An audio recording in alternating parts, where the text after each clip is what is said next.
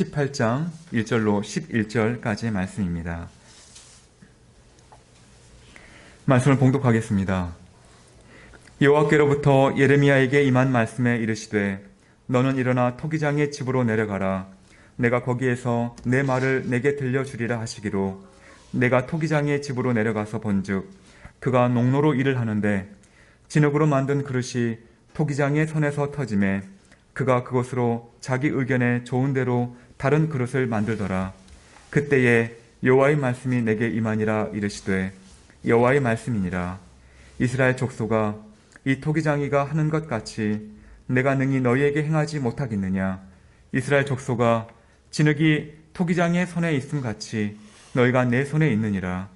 내가 어느 민족이나 국가를 뽑거나 부수거나 멸하려 할 때에 만일 내가 말한 그 민족이 그의 악에서 돌이키면 내가 그에게 내리기로 생각하였던 재앙에 대하여 뜻을 돌이키겠고 내가 어느 민족이나 국가를 건설하거나 심으려 할 때에 만일 그들이 나 보기에 악한 것을 행하여 내 목소리를 청종하지 아니하면 내가 그에게 유익하게 하리라고 한 복에 대하여 뜻을 돌이키리라. 그러므로 이제 너는 유다 사람들과 예루살렘 주민에게 말하여 이르기를 여호와의 말씀에 보라 내가 너희에게 재앙을 내리며 계책을 세워 너희를 치려 하노니 너희는 각기 악한 길에서 돌이키며 너희의 길과 행위를 아름답게 하라 하셨다 하라. 아멘. 이 시간 토기장의 손을 신뢰해야 합니다 라는 제목으로 목사님 말씀 전해주시겠습니다.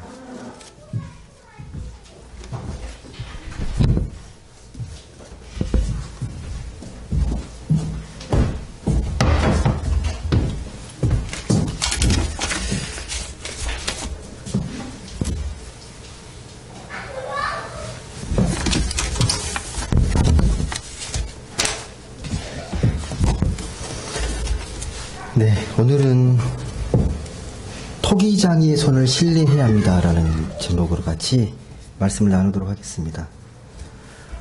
이제 정말 얼마 안 남았습니다. 올 한 해가. 네, 한 달하고 보름 남았나요? 그 정도 남은 것 같은데, 우리 신앙을 좀 이제 돌아봐야 될 시간이고, 또 다음 주면 우리가 또 이제 1년 중에 또 올해 감사의 조건과 제목들을 좀 살펴볼 그런 시간들이 다가오고 있는데 이 시대에 필요한 감사가 무엇인지를 좀 잘 생각해 보시면 좋을 것 같아요. 우리가 신앙적으로 이 코로나라는 이 어려운 상황 속에서도 하나님의 손길이 어디에 미쳤고 또 우리에게 임했던 그 하나님의 감사, 그 사랑 그게 무엇인지를 좀 곰곰이 신앙적인 눈으로 좀 살펴보는 게 매우 필요하지 않을까 싶습니다. 오늘은 또 그런 의미에서 하나님이 어떤 분이신지를 좀 더 깊이 좀 살펴보면 좋을 것 같습니다. 오늘 읽었던 이 말씀은요, 에레미야서에 있는 말씀. 에레미야는 다 아시는 대로 선지자입니다. 뭐 예언자, 선지자라고 하는데요. 언제 활동을 했냐면요. 그러니까 이 이스라엘 왕국이 두 개로 나눠진 뒤에 남유다, 남쪽에 있는 북이스라엘 남유다에서 멸망하기 한 20년 전? 그때 무렵에 활동했던 선지자입니다. 나라가 패망하기 전에 열심히 니네들 이대로 계속 악하게 살게 되면 하나님이 재앙을 내리실 거다라고 계속 말씀을 선포했던 선지자가 이 에레미야입니다. 에레미야가 어디 출신이냐면 그 예루살렘이라는 그 수도에서 북쪽으로 한 5km 떨어져 있는 아나돗 가문, 아나돗 가문이 제사장 가문이거든요. 거기 출신이에요. 좋은 가문입니다. 다시 말씀드리면 힘들게 선지자 노릇 하지 않아도 되는 사람이에요. 그런데도 열심히 책망하고 하나님의 말씀을 선포했던 그런 사람이 이 에레미야입니다. 근데 에레미야가 활동한 이 시기가 별로 나라의 전국과 상황이 좋지 않습니다. 당시에 이 고대 근동에서 강국이 어디였냐면 바벨론이었거든요. 바벨론 제국인데 바벨론의 위협 속에서 나라가 풍전등화에 있었던 시절, 그때 이 예레미야가 말씀을 전합니다. 근데 힘들고 어려울 때 다 그러잖아요. 위로받고 싶고 또 좀 이렇게 힘을 주는 그런 말씀, 괜찮다, 잘하고 있다 라는 말씀을 듣고 싶은데 예레미야는 있는 그대로 말씀을 전합니다. 하나님께 받은 말씀 그대로, 너희 이대로 악하게 살면 이제 망할 거다는 다 싫어해요. 일반 백성, 왕족, 귀족 할 것 없이 다 등을 돌립니다. 그 메시지에 귀를 기울이지 않아요. 그래서 당시에 이 선지자들은 외롭습니다. 말씀 전하는 게 쉽지 않아요. 예. 고독한 싸움이에요. 예. 거의 벽이 되고 하는 이야기인 거잖아요. 그래서 예레미야도 이 말씀 전하다가 여러 번 감옥에 갇히고 목숨의 위협을 당합니다. 예. 그러나도 심란해 죽겠는데 왜 불길한 얘기만 하냐고 그렇게 따돌림 당하고 조롱을 당하고 핍박을 당합니다. 나라가 다 뭐 무너질 거고 다 불에 탈 거고 예, 그렇게 이야기하니까 분명 좋아하지 않았을 겁니다. 오늘 본문 말씀이 그런 내용이거든요. 오늘 말씀이 예레미야가요. 오늘 말씀을 잘 보시게 되면 어느 날 하나님의 인도하심에 따라서 토기장이의 집에 들어갑니다. 많이 들어보셨을 거예요. 토기장이 흙으로 진흙으로 이제 물건을 굽는 게 토기장이잖아요. 토기장이 집에 들어갑니다. 여러분 옛날에는요. 이게 지금은 안 그러는데 옛날에는 모든 그릇이 톡이었어요. 밥그릇도 뭐 꽃병도 뭐 술잔도 다 톡이입니다.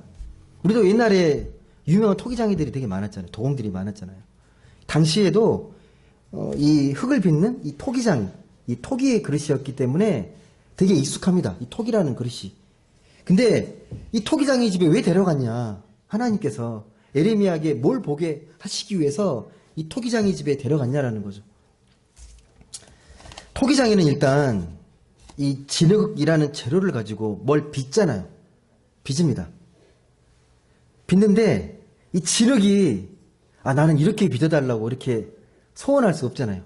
오로지 토기장의 뜻에 따라서 어떤 모양이 만들어집니다. 만들고 싶은 대로. 첫 번째 특징이에요. 토기장이 이게 진흙에게 뜻이 있는 게 아니라 토기장이에게 뜻이 있습니다. 어떻게 만들 것인지.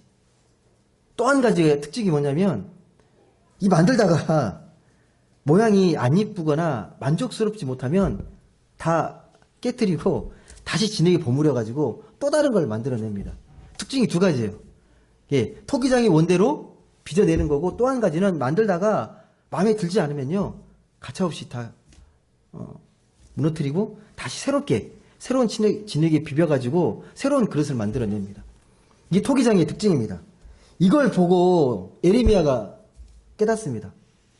하나님의 말씀을 깨닫는 거예요. 그래서 그대로 선포하는 겁니다. 그 말씀이 6절에 기록되어 있거든요. 6절 말씀 한번 같이 읽어보겠습니다. 예레미야 18장 6절 말씀입니다. 같이 읽겠습니다. 시작. 여호와의 말씀이니라 이스라엘 족속아 이 토기장이가 하는 것 같이 내가 능히 너희에게 행하지 못하겠느냐. 이스라엘 족속아 진흙이 토기장이의 손에 있음 같이 너희가 내 손에 있느니라. 진흙은 이스라엘 백성들이에요. 자기 원대로 되는 게 아니라 모든 정권 그 운명은 하나님께 그 주권이 달려있다라는 겁니다. 이스라엘의 운명은 하나님 손에 달렸다는 것을 분명하게 본 거예요. 이 메시지를 이스라엘 백성들이 듣고 나서 그렇구나 그렇게 들었을까요? 기뚱으로도 안 듣습니다. 별 설득력이 없는 메시지입니다. 왜 그러냐면요 이유가 있어요. 당시에 뭐 지금도 그럴 수 있는데 나라의 운명은 힘 있는 나라가 좌지우지하는 것처럼 느껴지거든요. 힘 있는 나라 강대국이 좌우하는 것처럼 느껴집니다. 그렇게 보여져요. 당시에 강대국이 어디입니까? 바벨론이잖아요. 바벨론이 나라를 다 휘둘고 다니니까 바벨론이 가장 힘 있는 나라. 바벨론에 따라서 나라의 운명이 결정된다라고 생각을 하게 됩니다. 자기 형제 나라였던 북이스라엘은 이미 140년 전에 망해버렸어요. 아수르 제국에 의해서 패망했습니다. 근데 아수르 제국이 이렇게 강대국으로 있다가 점점점 힘이 약해지면서 바벨론이 이제 패권국으로 등장하게 된 거죠. 그리고 지금 이제 이 남유다도 이 풍전등화의 상황에 놓이게 되는 겁니다. 여러분 기억할 게 뭐냐면요. 이 제국의 특징이 뭐냐면 계속 확장시켜 나가요. 영토를 확장하는 정책을 피잖아요. 왜 그렇게 하냐면 안 그러면 태생적으로 망하게 돼 있습니다. 계속 확장하는 정책을 펴야 그 나라의 존립이 유지가 됩니다. 계속 확장해 나가요. 영토 확장해 나갑니다. 여러분 1, 2차 세계대전도 그랬잖아요. 예, 식민지 쟁탈이잖아요. 영토를 누가 더 많이 확장하고 더 많이 확보하느냐가 관건이었잖아요. 똑같습니다. 예, 제국을 유지하려면 계속해서 나라를 정복하고 제압하면서 영토를 확장해 나가야 합니다. 똑같아요. 그래서 패망을 면하려면 조공을 바쳐야 됩니다. 예, 나는 그 힘에 굴복하겠습니다라는 의미로 조공을 바칩니다. 괜히 맞섰다가 다 망해요. 다 패망하고 다 무너집니다. 남유다도 그래서 겨우 조공을 들이면서 나라의 명명만 겨우 유지하고 있었습니다. 이렇게 예나 지금이나 힘 있는 나라가 세계사의 운명을 좌지우지한다고 생각하는 분들이 많아요. 그래서 힘 있는 나라 눈치를 잘 봐야 된다. 그렇게 말씀하는 분들이 계십니다. 겉으로 드러나는 거 보면 정말 그래요. 현상적으로. 힘 있는 나라가 결정하는 것 같습니다. 당시에 다시 말씀드리지만 힘 있는 나라는 그래서 바벨론이잖아요. 바벨론이 세계 나라의 운명을 좌우한다고 그렇게 생각을 했던 겁니다. 그렇다면 지금 여러분이 생각하시기에 가장 힘 있는 나라가 어딘가요? 여기 딱 느껴지시는 게요? 미국 아닌가요? 중국도 만만치 않는데 여전히 가장 막강한 영향력을 행사하는 나라는 미국일 겁니다. 근데 당시 미국 같은 나라가 바벨론이에요. 아, 근데 여러분 또 착각하시면 안 되는 게 바벨론 그러면 이제 성경에서 기록된 게 되게 악한 나라고 되게 폭력적이고 거칠다라는 이미지만 가지고 계신데요. 그 문헌을 들여다보면 이게 영적인 관점에서 분명히 그런 나라인데 이 세계사적으로 보면요. 가장 세련되고 합리적이고 가장 문명이 발달했던 나라가 바벨론이에요. 바벨론 문명을 건설했던 곳이잖아요. 예. 우리가 생각하는 것처럼 그렇게 막 야만스럽고 그런 민족이 아니라 되게 세련됐어요. 그래서 나라가 패망하면 어떻게 하냐면 패망한 민족의 똑똑한 사람들 있잖아요. 지식인들, 귀족들, 걔네들만 데리고 식민지로 본국으로 데려가가지고 학자를 시키거나 고급 관료를 시킵니다. 그래서 나라가 더 든든히 세워져 가는 거죠. 또 한 가지 목적은 물론 패망한 나라에 그 똑똑한 사람들을 다 데리고 가가지고 반란을 못 일으키게 그렇게 하려는 목적도 분명히 있습니다. 여하튼 간에 이 바벨론은요 당시에 가장 선진국이었고 가장 세련된 문명을 가지고 있었던 그런 나라입니다. 바벨론이 그랬습니다.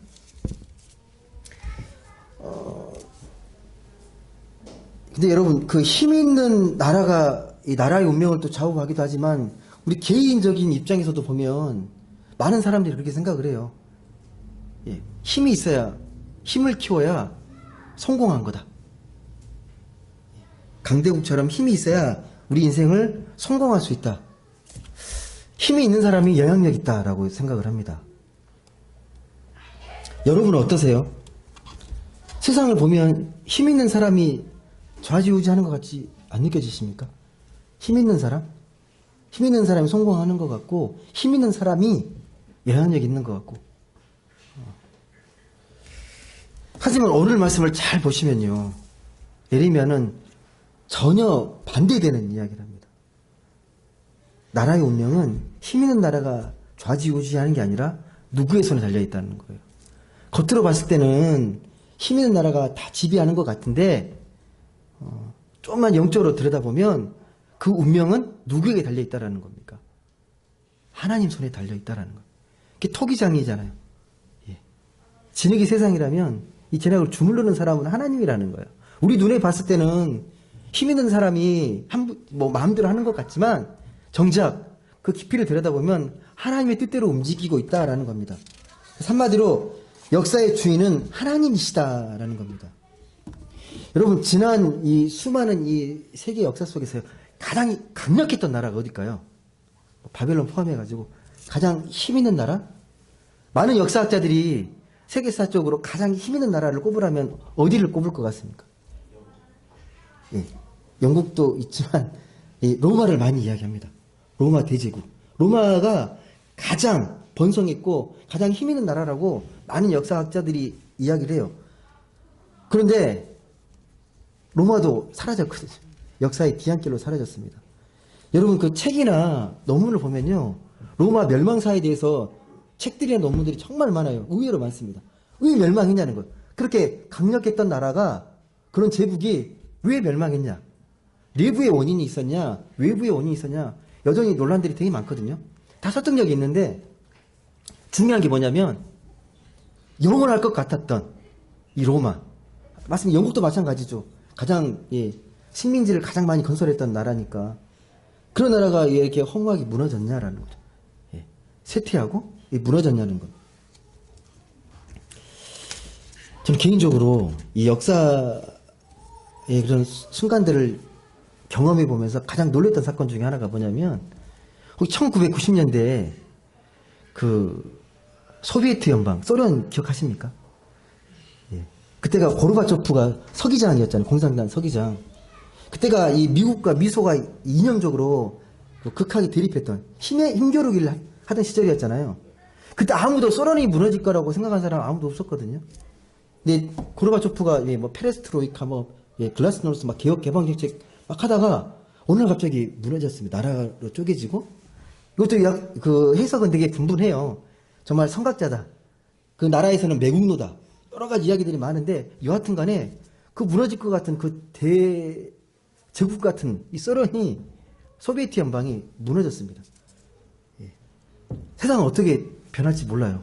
우리 눈에는 절대 막지도 않을 것 같고 견고해 보이는데 하나님이 마음만 먹으시면 무너뜨리시는구나라는 걸 알게 됩니다. 근데 그걸 누구보다 확신했던 사람이 누구냐면요. 구약의 선지자들이에요. 아무리 힘 있는 나라여도 운명은 아니다. 하나님이 지고 계신다. 그 출발이 어디였냐면 여러분 그 출애굽기에 보시게 되면 이스라엘 백성들이 애굽의 노예로 살았잖아요. 오랜 세월 동안. 그때는 애굽이 초강대국이었습니다. 애굽만큼 센 나라가 없었어요. 거기에 노예 민족으로 살았거든요. 근데 하나님이 어느 날 모세를 통해서 출애굽을 시키고 홍해를 건너게 합니다. 이게 민족적으로 처음 경험한 하나님의 능력이에요. 이스라엘 백성 입장에서는 상상도 못할 일입니다. 그냥 그 애굽에서 고센이라는 목초지, 그러니까 양과 소와 이런 것들을 키우기 좋은 땅에서 그냥 먹고 살다가 힘 있는 이 애굽이 계속 지배할 거라고 생각했던 그 시기에 하나님은 모세를 세워서 무너뜨리고 나옵니다. 우리가 상상할 수 없는 일이에요. 이미 그걸 확신하고 있습니다. 선지자들은 하나님의 깊은 관계성 속에서 하나님이 역사를 좌지우지하고 계시고 주인이시라는 걸 누구보다도 잘 알고 있습니다. 여러분 에레미야가 그래서 선포한 두 번째 메시지가 있습니다. 첫 번째는 하나님이 니네들의 운명을 지고 계신다라는 거고 또 한 가지가 뭐냐면 8절에 기록되어 있는 말씀인데요. 한번 읽어보시겠습니다. 8절. 하나님의 뜻을 잘 우리가 발견할 수 있는 말씀입니다. 18장 8절 같이 보겠습니다. 시작. 내가 말한 그 민족이 그 악에서 돌이키면 내가 그에게 내리기로 생각하였던 재앙에 대하여 뜻을 돌이키겠고. 무슨 말씀입니까? 이건 이스라엘만 포함하는 게 아니라 모든 나라에게 포함되는 말씀인데요. 하나님 이미 이 민족이, 이 나라가 악하다고 생각해서 재앙을 내릴 계획을 세우셨어요. 근데 뜻을, 마음을 돌이키면 언제든지 처리하시겠다는 거예요. 무슨 말씀이냐면 하나님이 처음 생각을 바꾸시는 분이라는 거예요. 이 두 가지 중요한 메시지가 담겨 있습니다. 역사의 주인은 하나님이시고 하나님이 아무리 재앙을 내리겠다고 계획하셨어도 회개하고 뜻을 돌이키면 그 재앙을 내리지 않겠다라는 겁니다. 근데 그냥 바꾸는 게 아니죠. 바꾸는 기준이 있습니다. 바꾸는 기준이 뭔가요?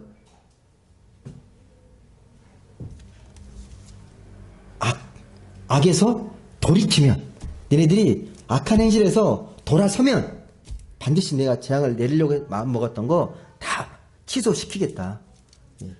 그게 하나님이시라는 거예요. 하나님의 성품이세요. 우리를 너무 사랑하시기 때문에 정의로우신 분이시지만 언제든지 뜻을 돌이키시면 그 재앙을 처리하시는 분이 우리가 믿는 하나님이십니다. 이걸 좀 우리 현실을 좀 갖고 와볼게요. 여러분은 그러면 정말 그런 것 같습니까? 여러분의 삶 속에서 의인이 복을 받고, 예, 악인은 예, 심판을 받고. 예. 어떠세요? 착하게 산다고 늘 건강하고 늘 부자로 이렇게 잘 사는 것 같습니까? 악하다고 늘 불행하고 이렇게 막 그렇게 느껴지십니까?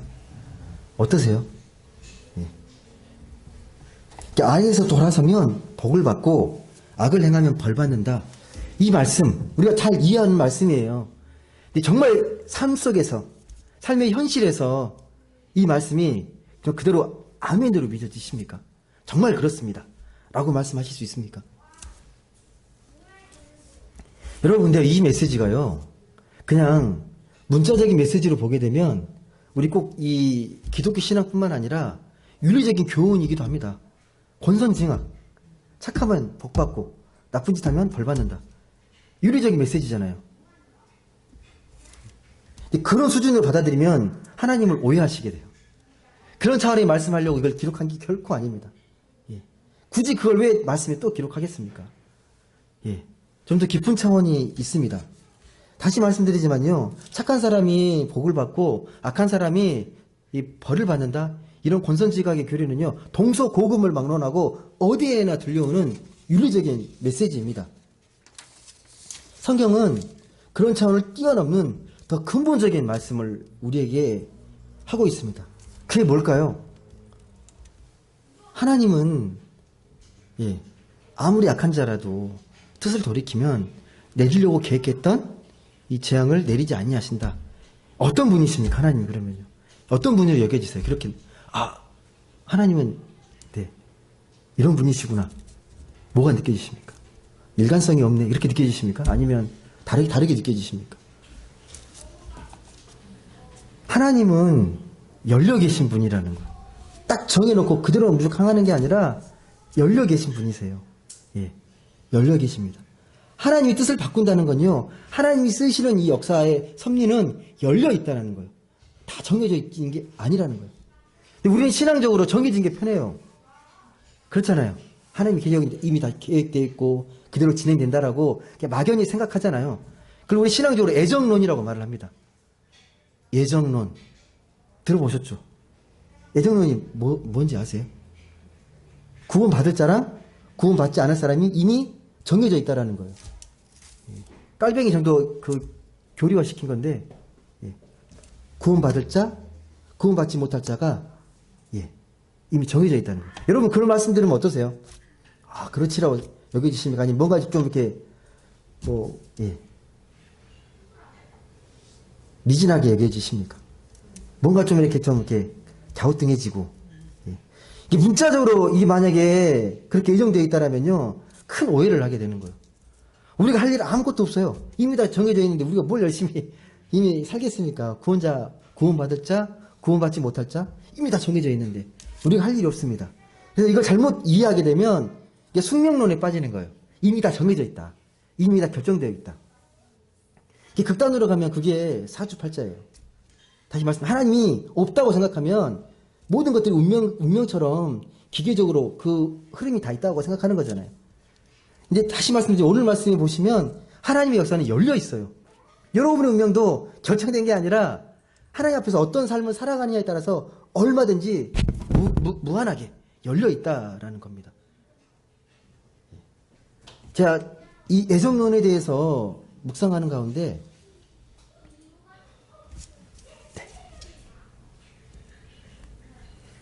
네. 잠시만 좀 기다려주세요. 네.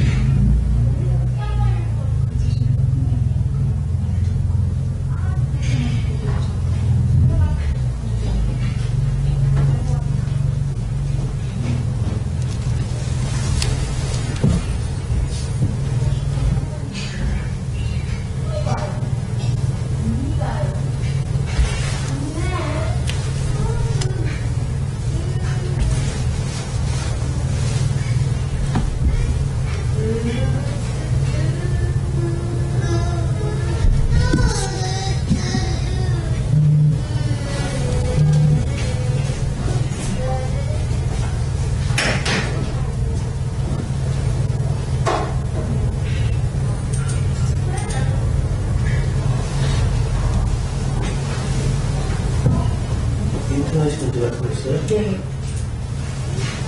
해피가 이렇게 약하게 하고 있어요? 아, 빨리 좀 있어요.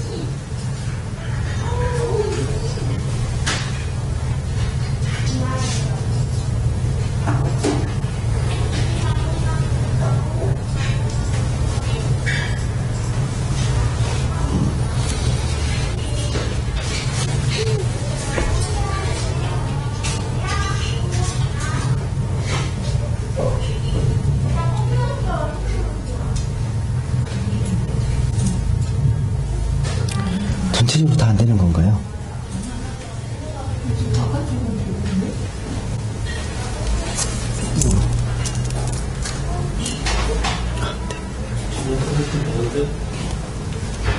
제가 호스트라서 이게 끊기지는 않았어요.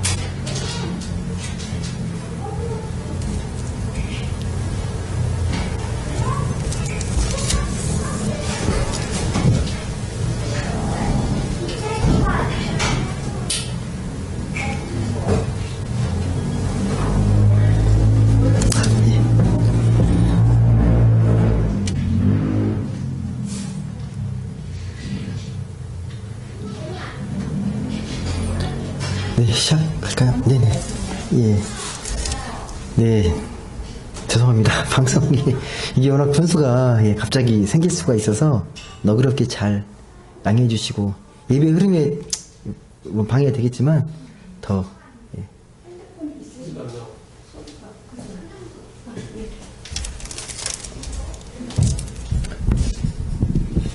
한번 말씀해 보시죠. 네. 하나, 둘, 하나, 둘. 들리나요? 안 들리시죠? 네, 네트워크 보안키가 잘못됐어요. 네, 핸드폰도 지금 안 돼요.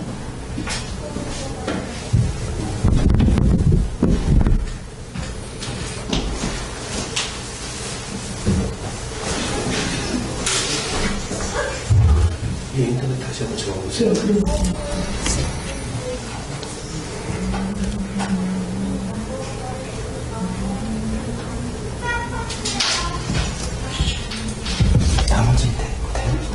나머지 인터넷이 되고 이렇게 안 되나 보죠.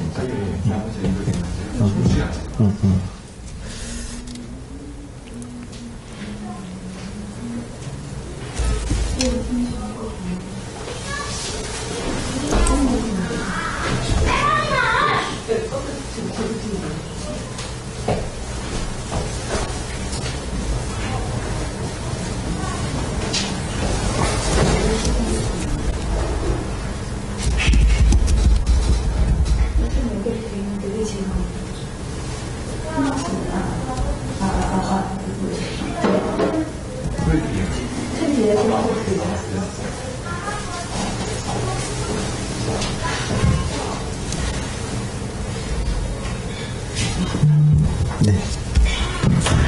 예, 여기다 주세요. 아, 예. 너무 가까이 보시고. 네? 괜찮아요? 괜찮아요? 이렇게 해서 이렇게 뒤집어요? 네. 어떻게 하지? 아, 네. 이게 안 보여서 그래. 아, 그 정도구나. 네네. 알겠습니다. 네, 죄송합니다.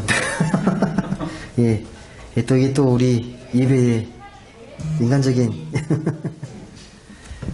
모습인 것 같아요. 네, 감사합니다. 네. 혹시 죄송한데 어디까지 했을까요? 여기 방송 들으시는 분이 어디에서 끊겼는지를 말씀해 주시면.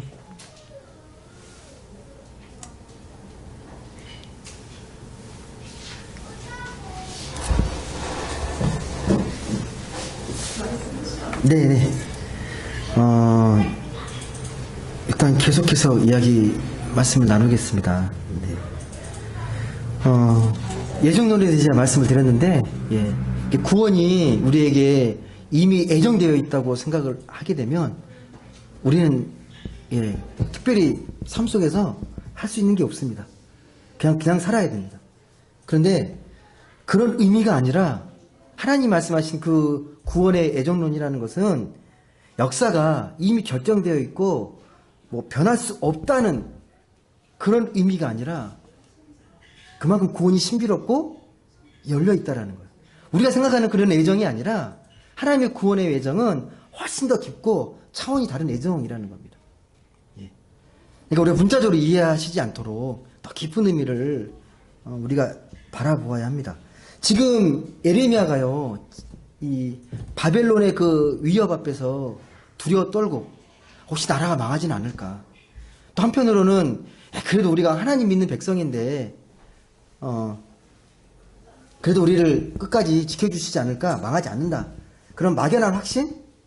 그게 아니라 하나님의 역사는 열려 있다라는 겁니다.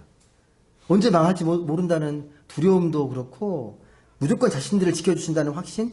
이게 다 불안해서 나오는 거거든요. 불안해서. 우리도 그렇잖아요. 예. 뭔가 일이 두려워질 때, 뭔가 이렇게 확신이 없을 때 그냥 그래도 하나님 믿는 우리들인데 잘해주시겠지, 어떻게든 잘 흘러가겠지. 그게 아니라 우리 삶의 태도, 우리 삶의 자세가 중요하다라는 겁니다. 예레미야가 그렇게 불안해하고 있는 이 이스라엘 백성들에게 분명히 이야기하는 거예요. 우리의 역사와 미래는 결정된 게 아니다. 지금의 우리의 모습이 어떤 모습과 어떤 자세로 하나님 앞에 서 있냐, 하나님께서 그걸 보고 계신다라는 겁니다. 그래서 막연히 잘 될 거다, 맹신해서도 안 되고 무조건 절망할 필요도 없다라는 거예요. 유대 백성들이 지금 여기에서 어떻게 하느냐, 우리가 어떻게 하느냐에 따라서 우리의 운명은 달라진다라는 겁니다. 하나님은 얼마든지 우리의 운명을 바꾸어 주신다라는 겁니다.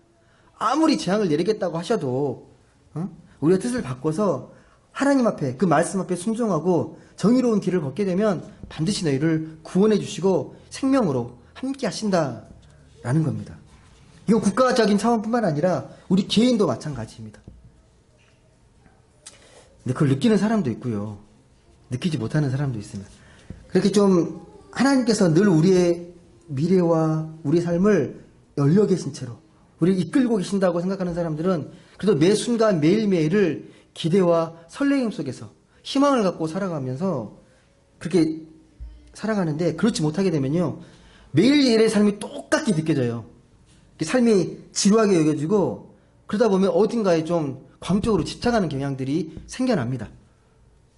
그 차이는 뭐냐면 내가 하나님을 어떻게 믿고 있냐는 겁니다. 늘 새롭게 내 삶과 미래를 열어가시는 하나님으로 바라보느냐, 아니면 매일 똑같은 일상의 반복적인, 이미 정해져 있고 그렇게 느끼는 하나님이냐에 따라서 우리의 그 신앙의 내용과 신앙의 세계가 달라진다라는 겁니다. 먼저 이렇게 예를 드릴게요. 어떤 사람이 배낭여행을 갑니다. 그냥 이 배낭 하나 들고 지도 한 장 들고 그렇게 세계 곳곳을 이렇게 누비며 다닙니다. 내 어떤 기대감과 설레감이 있는 거죠. 이 골목을 돌고 저 골목 지나면 뭔가 또 새로운 게 있지 않을까? 뭔가 흥분되는 게 뭐가 있지 않을까? 라는 마음으로 여행을 하겠죠. 근데 그곳은 늘 있었던 곳이고 그곳에 있는 사람들은 늘상 봐왔던 것들일 겁니다. 우리 일상도 똑같을 수 있어요. 우리도 일상도. 네가 눈 뜨면 늘 똑같은 곳에 있고 똑같은 사람을 볼 수도 있고 똑같은 환경을 마주칠 수 있어요. 그런데 아니라는 거예요. 하나님이 함께하면 그 미세한 섬세한 변화가 있다라는 거예요. 하나님 믿는 사람들에게는요. 그러니까 우리 일상을 겉으로만 보게 되면 똑같이 반복되는 일상처럼 보이지만 아니라는 겁니다. 어제 먹었던 과일, 똑같은 과일을 살았는데 어제 먹은 과일하고요 내일 먹는 과일 맛이 똑같을 수 없습니다. 뭔가 변했어요. 우리가 물에 손을 담가도 어제 흘렀던 물에 손을 담그는 거랑 내일 흐르는 물에 손을 담그는 거랑은 또 다를 겁니다. 분명히 변화해 있을 거예요. 어제 느꼈던 이 햇빛과 바람과 비의 느낌과 그 다음날 느끼는 바람과 비의 느낌은 다릅니다. 다시 말씀드려서요, 오늘의 나와 내일의 나는요 분명 다릅니다. 변화했기 때문에 그렇습니다. 계속 변화하기 때문에. 여러분의 모습이 똑같은 것 같지만 매일 변하고 있습니다. 바뀌어지고 있어요. 우리가 느끼지 못할 뿐입니다. 이걸 영적 차원에서 묵상하면요, 내일은 훨씬 더 새로운 하루다, 신비한 하루다라고 고백하는 겁니다. 똑같은 하루가 아니라 새로운 시간, 새로운 삶을 내게 허락해 주셨다. 라고 바라보는 겁니다. 왜냐하면 이 하나님께서 역사를 열어놓으셨기 때문에 그래요. 정해진 대로 운명대로 올라가는 게 아니라 미래가 결코 정해져 있거나 닫혀있지 않기 때문에 열려있는 역사이기 때문에 저는 개인적으로 그런 변화된 새로운 신비한 경험의 최고의 결정이 무엇일까? 그게 천국 아니겠어요, 여러분? 그런 기대감 있지 않습니까? 천국의 환희, 기쁨, 신비, 새로움. 근데 우리 일상에서도 그렇게 보셔야 합니다. 하나님 만드신 세상이잖아요. 매일 똑같게 그냥 반복되는 지루한 일상이 아니라 하나님 내게 주신 새로운 일상, 새로운 시간, 새로운 만남. 그 마커스 보그라는 사람이 있습니다.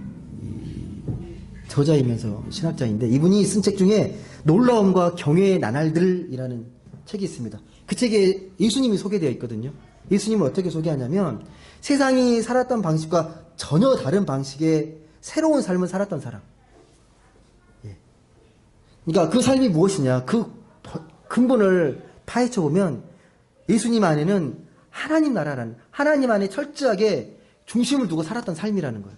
그래서 삶의 모습이 일상적인 삶과는 너무 차원이 다르다는 겁니다. 여러분, 우리는 일상을 우리가 하나님 믿는다고 하지만요, 거의 반복되는 전통의 우리의 경험과 우리의 지식의 바탕으로 해서 매일 똑같은 삶의 방식을 살아갑니다. 세상이 말하는 지혜, 세상이 말하는 전통에 치명적인 약점이 하나 있어요. 우리 되게 익숙하잖아요. 세상이 말하는 인습이랄까 습관과 삶의 방식들이 우리에게 익숙해 있지만 치명적인 약점이 뭐냐면요, 그 삶 속에는요 놀라움이 없어요. 늘 이미 결과가 정해져 있어요. 이렇게 살면 이런 결과가 나온다고 이야기하기 때문에 이 놀라움에 대해서, 놀라운 하나님 신비의 세계에 대해서 자꾸 눈멀게 한다는 겁니다. 늘 똑같아요. 당연한 거고 신비할 게 없는 거예요. 세상의 이 삶의 방식, 세상의 지혜의 방식을 따르게 되면요 그렇게 느낄 수밖에 없습니다. 이걸 달리 말해서 영적으로 닫힌 세계관이라고 말을 해요. 열려있는 세계관이 아니라 닫혀있는 거예요. 이미 원리 원칙에 따라서 정해져 있는 거예요. 근데 하나님의 세계는 그렇지 않습니다. 열려 있습니다. 그래서 내가 아무리 물질이 많고 또 지식이 아무리 많아도요 삶이 행복하지 않아요. 당연한 거예요. 예레미야가 자기 민족에게 전하고 싶은 메시지는 한 가지입니다. 제발 이 나라의 운명, 너네들의 운명을 국제 정세로 보지 말고 너네들이 하나님과의 관계가 어떠한지를 먼저 보라는 거예요. 하나님과의 관계, 영적 차원에서 한번 살펴보라는 겁니다. 너네들의 마음이 어디를 향해 있는지를 좀 미리 살펴보라는 겁니다. 그래서 11절에서 이렇게 말씀합니다. 한번 11절 말씀 같이 보겠습니다. 18장 11절 같이 읽어보겠습니다. 시작. 그러므로 이제 너는 유다 사람들과 예루살렘 주민들에게 말하여 이르기를 여호와의 말씀에 보라, 내가 너희에게 재앙을 내리며 계책을 세워 너희를 치려하노니 너희는 각기 악한 길에서 돌이키며 너희의 길과 행위를 아름답게 하라. 네, 무슨 말씀입니까? 너희의 좀 삶을 돌아보면서 너희는 각기 악한 길에서 돌이키고 너희의 길과 행위를 어떻게 하라고요? 아름답게 하라고요. 생뚱맞을 수 있는데요, 아니에요. 이게 뿌리입니다. 우리 삶의 출발, 어떤 마음의 자세로 살고 있는가. 너희의 길과 행위를 아름답게 하라는 겁니다. 악한 길이 무엇인지 구체적으로 나와 있진 않아요. 근데 구약의 선자들이 말하는 이 악한 불의는요 두 가지예요. 우상숭배 그리고 약자를 괴롭히는 것, 이 두 가지입니다. 근데 이 우상숭배는 꼭 뭐하고 연결되냐면 물질 숭배로 여겨져요. 만몬으로 연결돼요. 우상을 숭배하는 가운데 이 마음이요 물질을 숭배하는 마음으로 흘러갑니다. 서로 통합니다. 돈을 최고의 가치로 여기면서 물질을 숭배하는 삶의 태도, 그렇게 나타나요. 그러면 물질 숭배에 찌들면 찌들수록 이 사회의 빈부격차가 더 심해지고 빈곤층이 늘어갑니다. 남유다가 그랬습니다. 남유다가 가면 갈수록 그런 불의의 세상으로 자꾸자꾸 빠져갑니다. 그래서 예레미야가 간절히 피를 토하면서 호소하는 거예요. 하나님이 심판할 계획을 세웠으니까 제발 지금이라도 악한 길에서 돌이키고 너의 길과 행위를 좀 아름답게 하라는 거예요. 하나님이 그러면 돌이키시겠다라는 거예요.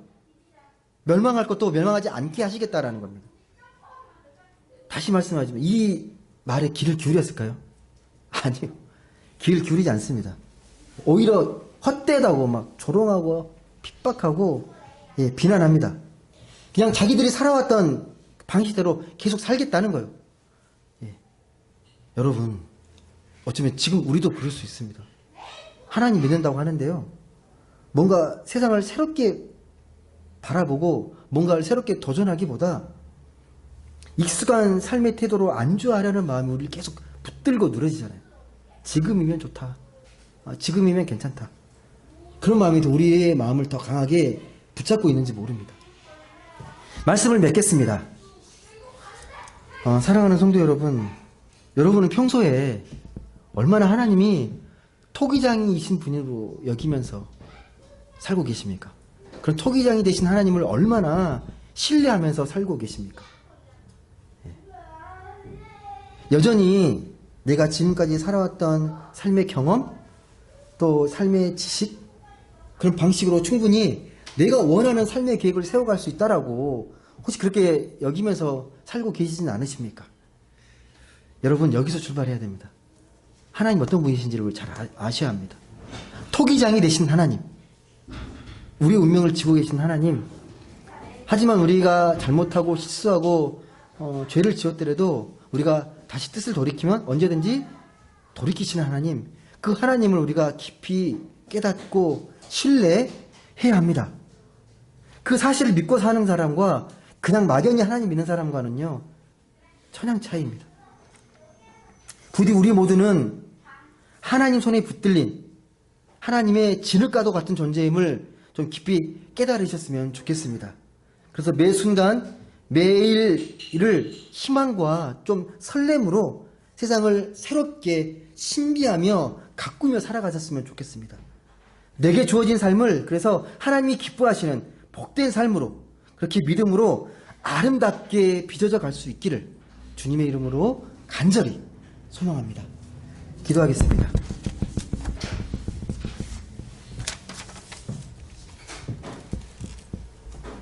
사랑의 하나님, 감사합니다.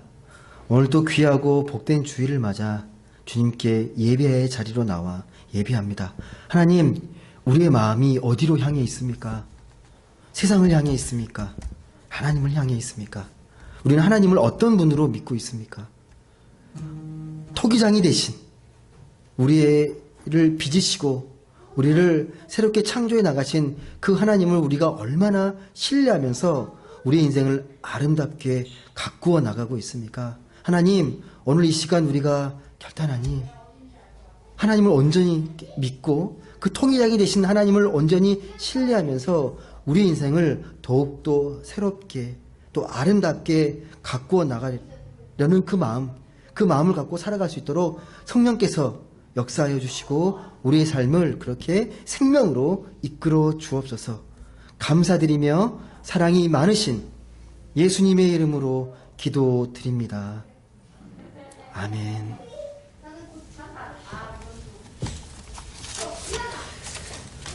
네. 찬송가 331장 다 같이 찬송하시겠습니다.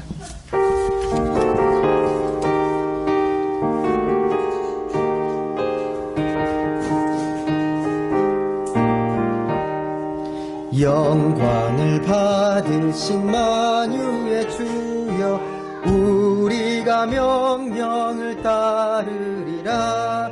베푸신 은혜를 감사히 알고 진실한 마음으로 섬기겠네. 구주의 은혜 주시는 대로 영원히 받들어 섬기겠네. 찬송하겠네. 생명을 주시는 구주 주로다. 구주를 높이고 잘 공경하여 온유한 마음으로 섬기리다.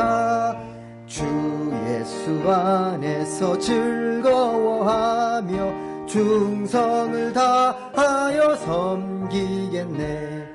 구주의 은혜 주시는 대로 영원히 받들어 섬기겠네. 찬송하겠네 찬송하겠네. 생명을 주시는 구주로다. 예수를 믿고서 늘 사랑하여 참 기쁜 마음으로 섬기리다.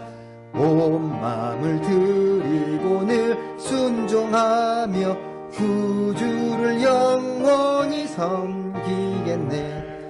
구주의 은혜 주시는 대로 영원히 받들어 섬기겠네. 찬송하겠네 찬송하겠네. 생명을 주시는 구주로다. 아멘. 다같이 봉헌기도 드리겠습니다. 변함없는 사랑으로 우리를 늘 생명으로 인도해 주시는 하나님, 우리 삶의 필요를 더 잘 아시고 구하지 않아도 늘 풍족한 은혜로 채워주시는 주님, 그 하나님의 은혜에 깊이 감사드립니다. 이 시간 봉헌한 우리의 마음을 주의 따스한 은총으로 회복시켜 주시고 메말라가는 우리의 긍휼의 시선이 더욱 부드러워지는 그런 봉헌의 시간 되게 하여 주옵소서. 정성을 다해 드려진 이 예물들이 주님께서 축복해 주셔서 더 크신 사랑과 은혜가 우리 삶에 임하게 하여 주옵소서. 드려진 예물들 필요한 곳으로 잘 흘러가 귀하게 쓰이게 하셔서 하나님의 영광만 나타나게 하여 주옵소서. 감사드리며 예수님의 이름으로 봉헌기도 드립니다. 아멘.